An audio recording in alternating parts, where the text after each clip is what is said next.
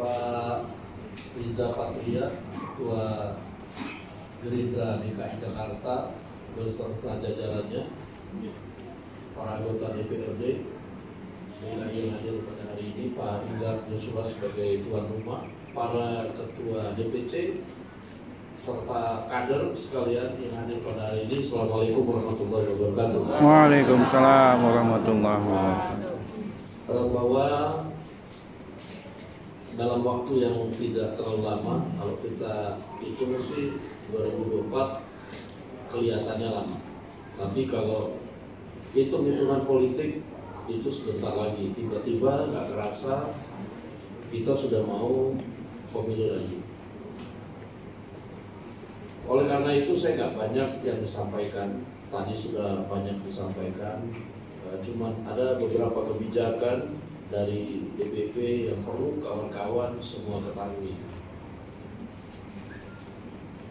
bahwa perjuangan kita yang sudah 14 tahun ini harus nanti 2024 harga mati itu kita harus menang. 2019 Partai Gerindra adalah pemenang kedua, suara terbesar pemilu setelah PDI Perjuangan. Tetapi di parlemen suara kita nomor 3. Kenapa?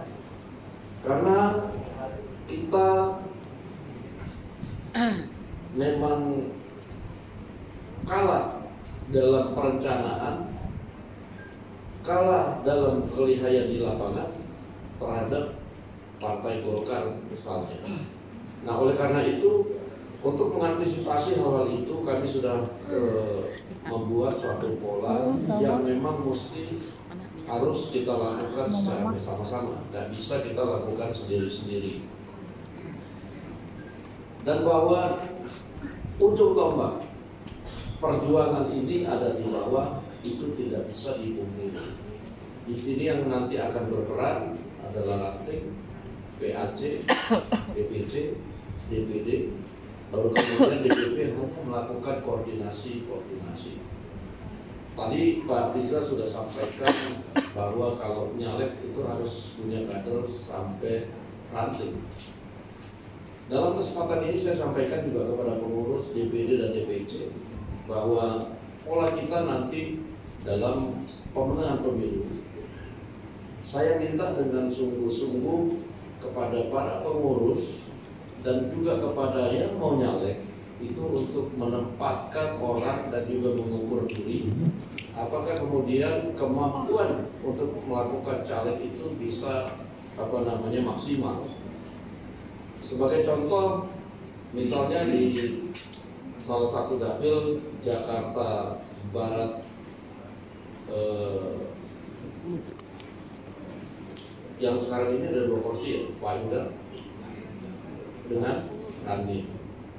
Nah, kita dalam pemilu kali ini, saya juga sudah tegaskan berkali-kali kepada para kawan-kawan dari DPR maupun ketua DPD seluruh Indonesia, bahwa tujuan kita adalah buat menambah kursi, bukan buat mengganti orang. Nah, sehingga kalau misal sekarang 2 kursi, tolong dihitung di tempat merah dua. Ya. Jadi maksud saya, kalau di dapil 10 itu sekarang 2, tolong dihitung berdasarkan kondisi 2019 termasuk dapil 9 dan kondisi pada saat ini. Berapa kira-kira kita harus target di situ? Kalau kita targetnya 4, harus dicari memang 2 yang potensial. Ya, prinsipnya berarti I plus 2. Nah, incumbent plus 2. Kalau incumbentnya 2, berarti plusnya 2. Kemudian yang 2 yang baru ini, 4 orang ini harus berbagi daerah pemilihan, berbagi kecamatan, berbagi TPS prioritas yang ada. Tentunya yang incumbent suaranya nanti kita target harus lebih besar. Dan kita harus lakukan simulasi berapa kita harus targetkan 4 kursi, baik suara partai maupun suara orang. Nah, sehingga mohon maaf Kalau di situ kursinya ada 8, berarti yang 4 itu cuma untuk membantu kawan-kawan yang 4 lagi supaya jadi. Nah, ini mesti dimaklumi supaya kita ini kan mau menang, mau kursi tambah, mau pilpresnya menang. Nggak ada waktu lagi kita di dapil saling serang antara sesama kader partai.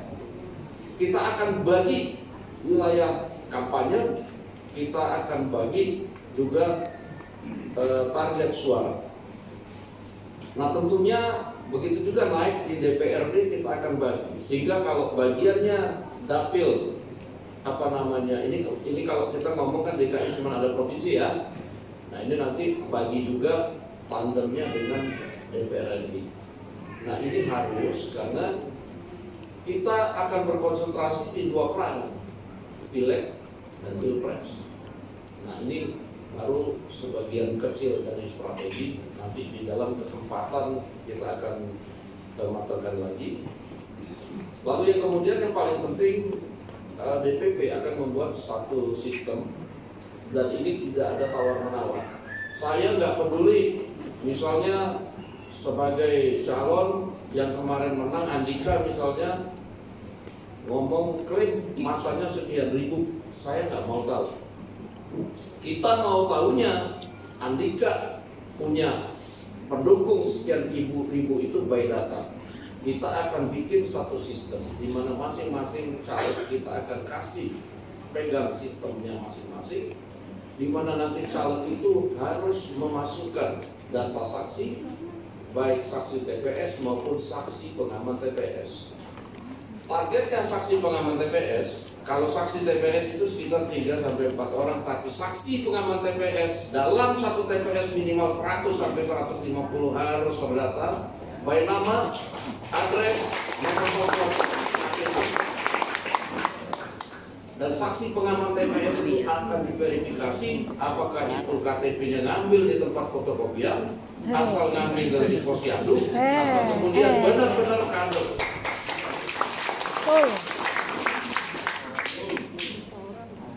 Bagian pendataan dari sini, tapi nanti kita akan juga bikin bagian verifikasi yang akan memverifikasi apakah saksi pengaman TPS itu benar-benar adalah kadernya Andika atau benar-benar orang yang akan memilih Partai Gerindra dan memilih Andika dan DPR RI yang kita akan calonkan di sini.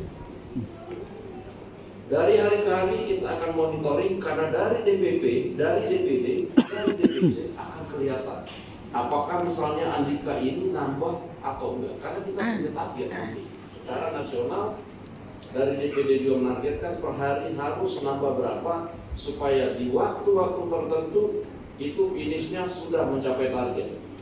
Nah, ketika kemudian itu target belum tercapai, itu kan pasti akan ada warning dan teguran. Di waktu tertentu kita punya limitasi. Ketika ini caleg tidak bisa mengikuti sistem dan merasa bisa terpilih walaupun tidak mengikuti sistem, mohon maaf, kita akan melakukan pergantian caleg prioritas. Nah, ini kita nggak main-main sekali ini, kita pengen menang dengan data. Jadi kalau misalnya Pak Sarip ngomong saya pemilihnya sekian, dia buktikan dengan saksi pengaman TPS. Berapa saksi pengaman TPS ini kita lihat di TPS ini berapa sudah terdata. Dan di sistem kita itu nanti ada, begitu masuk, misalnya namanya Abdullah, di kolom samping itu langsung akan keluar Abdullah ini keluarganya berapa. Itu kita namakan potensi pemilih. Selain Abdullahnya, ya berarti ada 3 keluarga inti. Kalau dia bininya 2, ada bininya tambahan. Itu harus diyakinkan. Ikut pemilih Mas Arif, ikut pemilih Gerindra, ikut pemilih harus cari bini lagi untuk para lelaki biar nambah suaranya. Kalau nambah saya ngomongin ke sini ya. Bukan, kita ini jauh di mata tapi monitor terus. Kita tahu apa yang nambah bini atau enggak. Berarti menambah potensi suara.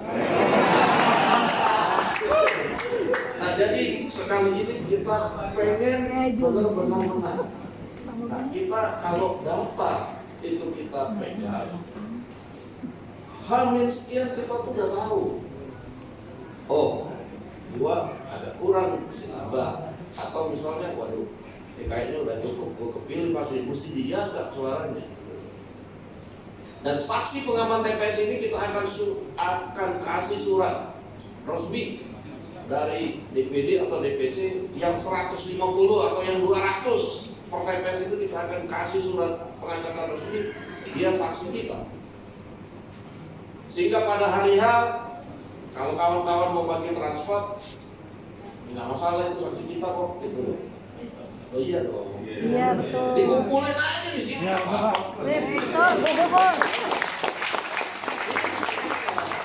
Bawaslu ada makhluk saksi kita. Banyak banget saksi pengaman TPS-nya. Ya memang begitu. Iya. Ada surat pengangkatan. Nah itu kira-kira kita harus lakukan dengan cara tersistematis. Nah dengan begini kita akan tahu berapa sih kursi kita. Jangan sampai suara kita banyak, kursi kita sedikit. Nah ini yang terjadi di pemilu 2009, 2014. Kita belajar dari yang udah pintar. Dan kalau memang sudah terdaftar kita juga bisa jaga. Ibaratnya jangan dicolok, nambah boleh kan gitu. Ya, gitu. Jangan dicolok, tambah boleh. Ya, gitu. Bagaimana cara nambahnya? Nanti masing-masing kita improvisasi dengan cara yang aman. Nah, oleh karena itu, kawan-kawan sekalian,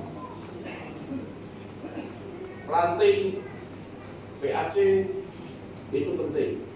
Oleh karena itu tadi sudah disampaikan bahwa DPD DKI mempercayakan kepada Pak Enggar untuk melakukan revitalisasi kepengurusan.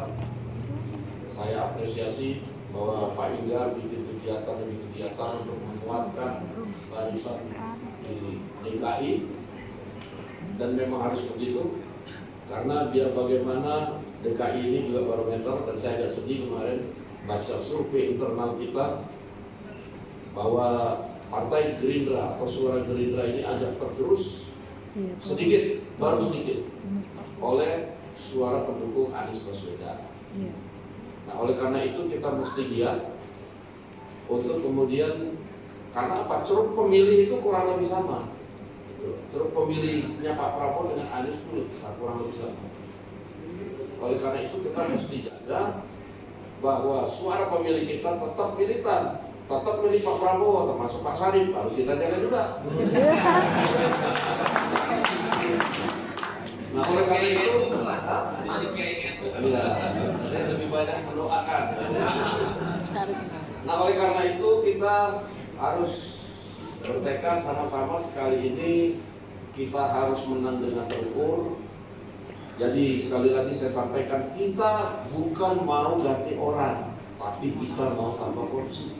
Sekali lagi kita mau tambah kursi, sehingga sistem pemenangan kita buat dengan sistematis supaya kursi kita nambah tanpa didapil harus saling gontok-gontokan antara satu dengan yang lain. Musuh kita tuh bukan musuh ya, rival kita itu adanya bukan di partai kita, rival kita itu adanya di partai lain. Nah sehingga saya nggak mau lagi kejadian yang namanya mahkamah partai sesudah pileg itu banyak laporan bahwa C1 setumpuk-tumpuk gini nih, suaranya katanya diambil sama yang di bawahnya. Setelah dicek, yang mana yang diambil? Yang ini, nah ini mah suara orang lain, biarin aja kalau suara orang lain kan gitu. Ya tapi kan curang Pak, ya lu kurang jago. Nah, tapi yang gini-gini udah nggak boleh lagi. Jadi masing-masing itu mencari suara buat masing-masing di daerah yang sudah ditetapkan masing-masing dengan target masing-masing. Nah sehingga nggak boleh lagi ada rivalitas. Kalau memang jagoan, nggak ada masalah dong. Dipisah dikasih target prioritas TPS. Lu harus dapat suara segini, sanggup nggak? Sanggup, tekan. Baru kita majuin, ya gitu Pak Rizal. Jadi jangan cuma bilang, wah gue keluarga besar, segono, segini, segono, nggak bisa. By data, kita maunya by data sekarang. Nah ini mumpung masih awal-awal, kita akan mulai start tanggal 1 Juli, di mana sistem itu kita akan bagikan ke DPD. Kemudian DPD akan melakukan sosialisasi ke bawah, ke DPC, ranting, dan mulai penyusunan caleg, daftar calon sementara untuk internal. Dan kemudian kita akan menyusun tim pemenangan dapil yang terintegrasi, mulai dari tim pemenangan DPC, DPRD Kabupaten Kota, Provinsi, DPR RI, dan Pilpres. Semua kita mau pakai data. Jadi demikian kawan-kawan sekalian, saya tidak akan panjang lebar. Nanti dalam suatu kesempatan lain yang khusus dibuat untuk ini, yang kita akan bicara khusus, mungkin di tempat yang agak sepi-sepi begitu. Kita akan, ya, nggak ada yang nanti ini kan pertemuan fakta dilapor. Lapor, dan ini pertemuan begini, bocor nanti strategi. Betul. Saya minta supaya kawan-kawan sekalian tetap semangat. Selama 14 tahun kita berdiri partai, karena pandemi kita belum sempat juga membuat perayaan yang besar, tetapi saya pikir itu tidak akan menyurutkan semangat dari kawan-kawan sekalian, dan tidak ada kata lain, tidak ada tawar-menawar. 2024 pilegnya kita harus menang, Amin. Pilpresnya kita harus menang. Amin. Menang. Presiden. Assalamualaikum warahmatullahi wabarakatuh. Waalaikumsalam warahmatullahi wabarakatuh.